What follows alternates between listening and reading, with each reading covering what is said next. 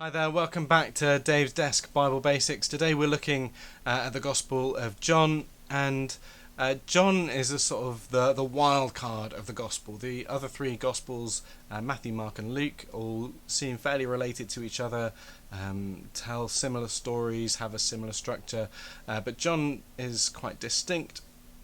Probably it's still reasonable to believe that it was written by the disciple John. Other ideas out there, but believing it was the disciple John is entirely reasonable given all the evidence available. And it begins, rather than just sort of getting straight into the narrative, it begins with this great poem that sets out John's stall of seeing Jesus as totally divine and totally human. So Jesus is the Word of God incarnate, and then as the gospel proceeds, Jesus is demonstrated in a number, or described in a number of different ways that help us try and get our heads around this sort of divine mystery of God becoming human. So Jesus is the Word of God. Jesus is God's self-revelation. He is the Son of God, sent to complete the works of the Father. Jesus is God's glory made visible.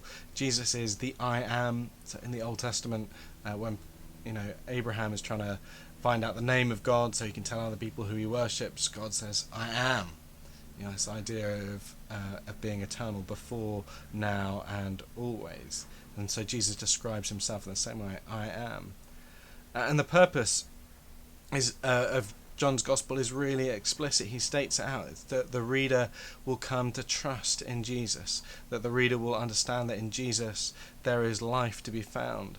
And it begins, the first half of the Gospel is structured around these 7 signs of Jesus's the truth that Jesus is the Messiah, that he is God's Son, that he is all those things that John says he is. And the second half is this great narrative of the last week of Jesus' life, of Jesus' death and resurrection, how he relates to the disciples and teaches them in his last moments.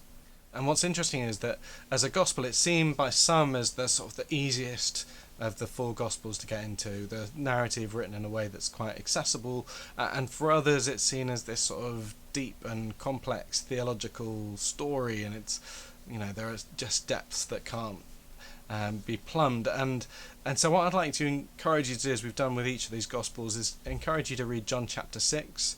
John chapter 6 starts with a feeding of the 4,000 in this sort of, I'm going to say, sort of understandable image of lots of people being fed, at least can picture lots of people eating, and then moves on to Jesus walking on water, this miraculous story of Jesus' divinity and authority over creation, and then moves to this fairly complex part of teaching with the imagery of Jesus as the bread of life, and how we understand the life that comes from Jesus, and that teaching leads to a whole section of people who've been following him to leaving and going and trying to find a different path.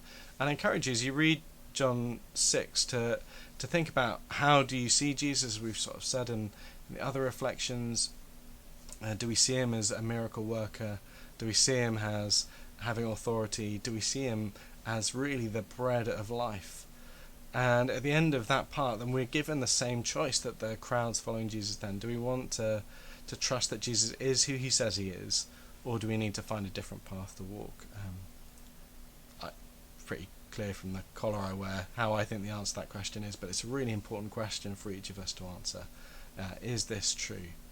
Is John's story of Jesus truth? And if it's truth, how am I going to respond to it? Thank you, and I hope to see you again soon. Goodbye.